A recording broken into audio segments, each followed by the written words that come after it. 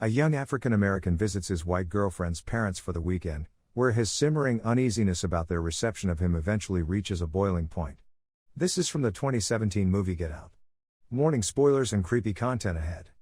In the opening scene, a young black man named Andre is walking alone at night through a perfectly manicured suburban street. A little sports car pulls up and starts slowly tracking him. Andre gets spooked, says, "Fuck this shit," and changes directions to briskly walk back the way he came. When he turns to see what the car did, he sees it's parked where it was, but the door is open. From out of nowhere, a man in a medieval helmet attacks Andre, renders him unconscious, and drags his body to the car. Rose arrives at her photographer boyfriend Chris's apartment with pastries and coffee. They're getting ready to go away for the weekend to visit her family, and he's concerned that they don't know she's dating a black guy. She assures him that, while they will likely say some stupid things, they are incredibly progressive. Her dad would have even voted for Obama a third time if he could have. Chris asks if he's the only black guy she's ever dates, and she says he is, but she's confident that her parents will be totally cool. On the ride to her parents' home, Chris goes for a cigarette, but Rose takes it and throws it out the window, warning that her parents would hate that she dates a smoker. Chris calls his buddy Rod, a TSA agent at the local airport, and reminds him to take care of his dog and not to feed him people food. Rod, disapproving of Chris dating a white woman, berates him and says visiting the white folk is a bad idea. He also flirts a bit with Rose, and Rose thinks it's sweet when Chris gets a bit jealous. While they're deep in conversation and not entirely paying attention to the road, a deer darts out in front of the car and is hit. They pull over to investigate and call the police, who ask what they're doing in the area. Rose tells them that they're visiting her family who live nearby. The officer asks to see Chris's ID, but Rose steps in and says that because he wasn't driving there's no need for that. The officer lets them go, and Chris tells Rose that it was hot the way she stood up for him to the racist policeman. Chris and Rose arrive at her parents' home. Her father, Dean Armitage, is an affable neurosurgeon who, yes, tells Chris that he would have voted for Obama a third time if he could have.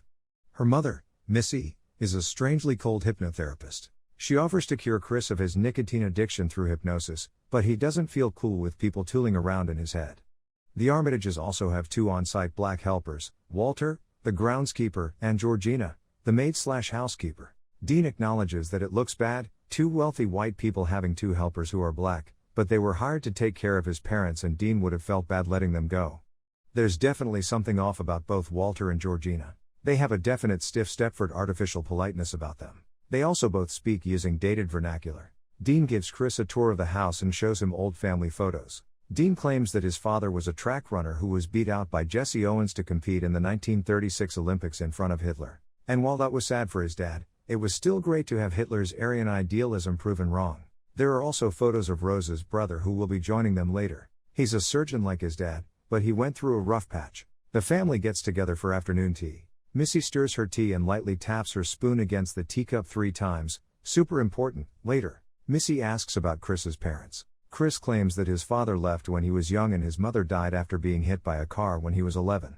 Georgina sort of short-circuits while pouring tea, and Missy tells her to go lie down and get some rest. The Armitages tell Rose that they're having their big party tomorrow. She's surprised and they remind her that it's the same day every year. Rose's brother Jeremy arrives. He's an aggressive, spoiled rich kid. That night at dinner, a drunk Jeremy starts talking to Chris about MMA fighting, saying that Chris would be a natural at it because he comes from Hardy stock. He wants to spar, but Chris says that he has rules about play fighting with drunks. Dean and Missy tell Jeremy that maybe it's time for him to go to bed. Chris and Rose retire to their room where she apologizes for her family and they go to sleep. In the middle of the night, Chris gets up and decides to sneak out for a cigarette. While outside he sees something in the distance charging at him. It's Walter. He heads straight for Chris, but makes a sharp turn at the last moment and runs off in another direction. Inside the house, Georgina is staring out a window. It turns out she's looking at her own reflection, not Chris. She adjusts her hair and Chris decides to head back inside. Before Chris can make it back to his room, Missy startles him by turning on a light. She says smoking is a bad habit and offers again to help him quit. He sits, but mocks the notion of hypnotism, unaware that she is slowly hypnotizing him, using her teaspoon as a focus object. She takes him back to the night his mom died when he was 11, and he tells her that his mother didn't come home from work and he was too scared to do anything, like call the police, that would make it real, so he just sat watching TV, nervously digging his nails into his bedposts. Present-day Chris is doing the same thing, digging his nails into the arms of the chair. She taps her teacup with her spoon 3 times, and tells him to sink. 11-year-old Chris sinks into his bed, while present-day Chris sinks into blackness, seeing himself and Missy far above. His consciousness has left his body, which is paralyzed in the chair. He wakes in the morning and checks his phone. Rod has sent Chris a picture of him pretending to give his dog beer. His battery is low, so he plugs it in. Chris tells Rose that he thinks her mom hypnotized him last night. He has vague recollections of the evening. The Armitages' wealthy friends arrive for the big party. It's mostly older white people who say many inappropriate things to Chris, how he has a good build, because Tiger Woods golfs he must have a good swing too, are black guys better in bed, etc. Chris sneaks off and finds a blind man named Jim Hudson, Stephen Root, who says that all the people at the party are ignorant. He's an art dealer and Chris is well aware of who he is. Jim says that he's a fan of Chris's work. He recognizes the irony of a blind art dealer, but tells him that he has a really good assistant who is great at describing pieces. He envies Chris's eye. Jim says that he himself tried photography, but was never very good at it. When Chris goes back to mingling with the guests, he discovers another black guy. He's about Chris's age and Chris tries to bond with him, but he too is stiff and unnatural like Walter and Georgina. But something about him seems familiar to Chris. Note, the sharp eye will notice that this is Andre from the opening scene. Chris decides to check in with Rod again, and he finds his phone unplugged again. He plugs it in, calls Rod, and tells him everything that's been going on.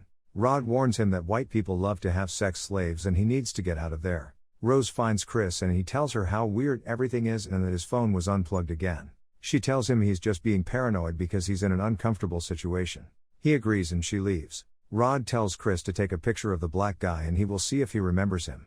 As Chris is about to leave, he's blocked by Georgina who apologizes for unplugging his cellular phone. She lifted it up while dusting the nightstand, and when it came unplugged she didn't want to mess with it further.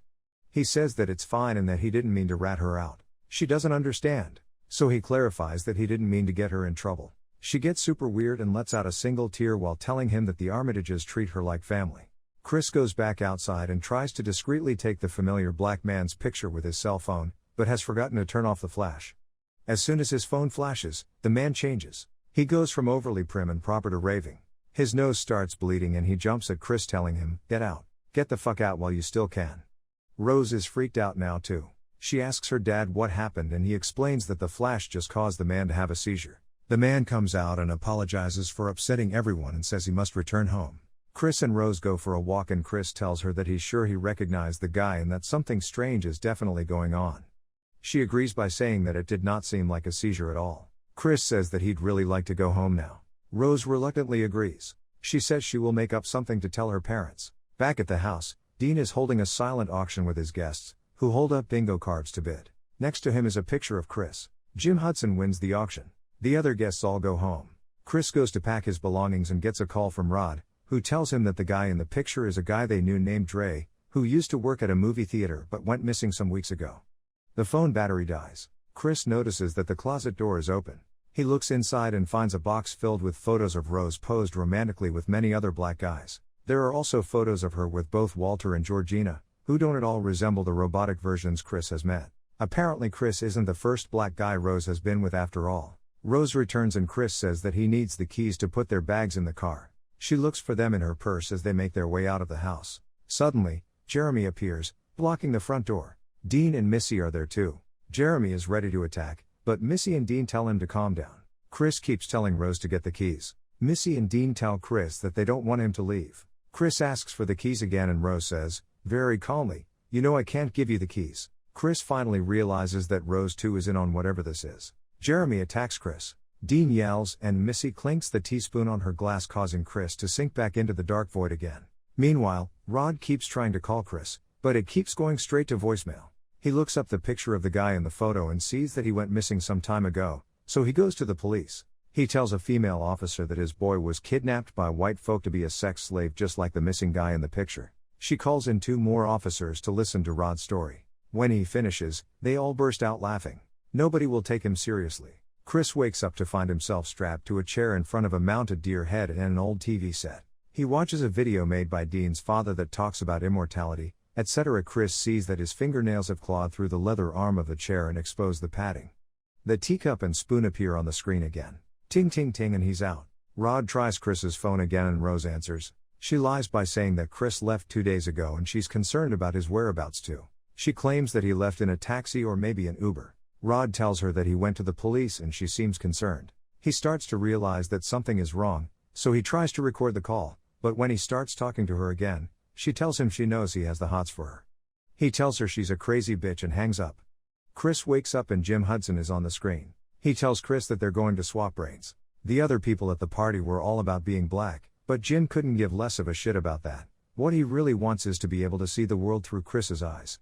Dean has perfected the neurosurgery to make this all possible. And Missy hypnotizes the body donors to prep them for the procedure. He will continue existing in the dark void, but will be able to continue on as sort of a passenger. The flashing is an unfortunate side effect as they saw earlier at the party. Ting ting ting of the teaspoon and Chris is out again. Dean and Jeremy prep Jim Hudson for a brain transplant. Dean tells Jeremy to go get Chris. Jeremy goes down the hall. We see now they were in the basement of the house, and finds Chris unconscious. He takes off his restraints and gets an IV ready. Chris wasn't unconscious after all, he'd stuffed padding from the chair in his ears to block the sound of the teaspoon. He knocks out Jeremy. Dean calls for Jeremy and goes out of the lab area to look for him. Chris rushes him and impales him with the deer antlers from the other room. He knocks over a candle that ignites the blanket covering Jim Hudson too. Rose has earbuds in and isn't aware any of this is going on. While she listens to music, she is Googling images of handsome-looking black men with good physiques. Chris goes upstairs and finds Missy. She goes for the teacup and spoon, but Chris beats her to them and smashes the cup. Instead she attacks him with a knife, but he turns it on her and stabs her to death. Chris goes for the front door again, but Jeremy has returned and puts him in a chokehold. Twice Chris struggles to pull open the front door, but Jeremy kicks it shut. On the third try, as Jeremy kicks the door, Chris stabs him in the leg and breaks his skull with brutal head stomps. He runs outside and gets into Jeremy's car. On the passenger seat is the medieval helmet from earlier. He starts down the driveway, but hits Georgina. He can't just let her lie there like he did his mom, so he gets her in the car and continues down the driveway. She wakes up and attacks him. In the process her wig falls off and we see she has a scar across her head from a brain transplant too. They crash into a tree and she dies. Rose hears this through her earbuds. Suddenly, the rear view mirror is blown away. Rose is coming after Chris with a rifle. He begs her to stop, but she sees Georgina and refers to her as Grandma. Rose shoots again and misses Chris. From out of nowhere, Walter runs past Rose in pursuit of Chris, and Rose says, "Get him, Grandpa," as he tackles Chris. They wrestle on the ground, and Chris takes his picture. Flash. Walter turns and asks Rose for her rifle. She gives it to him, and he shoots her in the stomach, before turning the rifle on himself. Rose is on the ground bleeding out. She tries to reach for the rifle, but Chris bats it away. As he bends over her, Rose puts a hand on his cheek and tells Chris that she loves him. Chris starts to choke Rose, but stops. He can't go through with it. A police car pulls up. Rose calls weakly for help, knowing the local police will throw Chris in jail. But it's Rod stepping out of the police car. Chris gets into the car. Rod looks at the chaos and says, "Man, I told you not to go in that house." When Chris asks Rod how he found him, Rod explains that he works for the TSA and that everything will be all right. Rose smiles with her last breath as Rod and Chris drive away into the night. The film ends with Rod driving Chris away from the scene as Rose lies dead in the road. Thanks for watching Horror Movie Recap. Subscribe for more videos like this, give us a like to help out, and don't forget to turn on notifications.